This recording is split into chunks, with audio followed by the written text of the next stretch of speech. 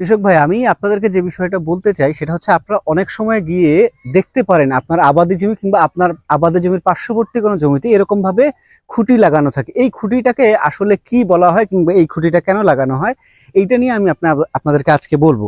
এই যে আমরা যে খুঁটিটাকে দেখতে পাচ্ছি, এইটাকে বলা হয় একটা জমির কিংবা ধানের জমির পার্চিং পদ্ধতি। এই পার্চিং পদ্ধতিটা কেন এটাকে বলা হয় এবং এইটা দিলে কি উপকার হয় নাকি ক্ষতি হয়, সেই বিষয়টা নিয়ে আমি আপনাদেরকে বলবো।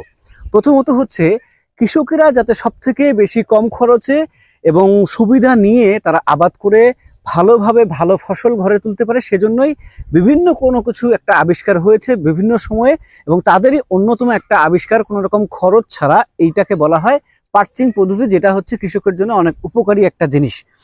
এই যে এখানে দেখতে পাচ্ছেন এরকম একটা গাছের ডাল, এটা কিছু জমিতে আমরা বাঁশের কঞ্চিও দেখতে পারি, ছোটখাটো ডালপালা সহ। আবার কেউ হচ্ছে শুধুমাত্র বাঁশকে সুন্দরভাবে লাগিয়ে সেখানে আবার ডালপালার মতো করে কিছু বেঁধে রাখে।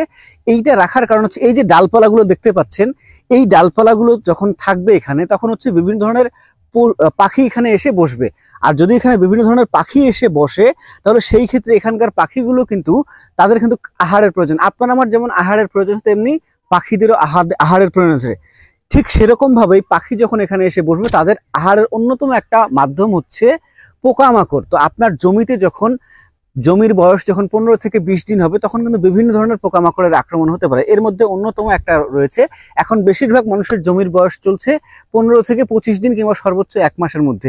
তো এই সময়টাতে যদি আপনি আপনার জমিতে পার্চিং পদ্ধতি কিংবা এরকম একটা খুঁটি ব্যবহার করেন, সেই ক্ষেত্রে অনেক পাখি আপনার জমিতে বসবে কিংবা এই খুঁটিতে বসবে। তখন হচ্ছে আপনার জমিতে যেরকম পোকাগুলো আক্রমণ করে, এবং বর্তমান সময়ে সব থেকে বেশি যেটা সমস্যা হবে 15 থেকে 25 দিন কিংবা 1 মাসের মধ্যে, সেটা হচ্ছে আপনার জমির মাজরা পোকা। এবং মাজরা পোকা আপনার জমির গড়ে 15 থেকে 30% পর্যন্ত ক্ষতি করে থাকে, এবং যদি সেটা সর্বোচ্চ পর্যায়ে হয়ে যায়, সেই ক্ষেত্রে 40 থেকে 70% পর্যন্ত ক্ষতি করতে পারে। তো সেই ক্ষেত্রে অবশ্যই আমি আপনাদেরকে পরামর্শ দিব, আপনারা আপনার জমিতে এরকম পার্চিং পদ্ধতি অনুযায়ী খুঁটি ব্যবহার করেন, এবং এই খুঁটিতে যদি আপনার নিয়ম অনুযায়ী সঠিকভাবে আপনি যদি এই পার্চিং পদ্ধতিটা ব্যবহার করতে পারেন, এক কথায় 1 বিঘা জমিতে 4 থেকে 5টি কিংবা 6 থেকে 7টি খুঁটি ব্যবহার করতে পারেন, পাখি যদি সময় মতো এসে বসতে পারে, সেই ক্ষেত্রে কিন্তু পাখিগুলো এসে সেই পোকামাকড়গুলো খেয়ে ফেললে আপনার জমিতে পোকামাকড় কিছুটা হলেও আপনার যন্ত্রণা থেকে, মাজরা পোকার যন্ত্রণা সহ বিভিন্ন ধরনের পোকা যেগুলো থাকবে, এগুলোর যন্ত্রণা থেকে আপনি মুক্তি হন, এবং আপনার ফসলটা হবে সুন্দর এবং সতেজ।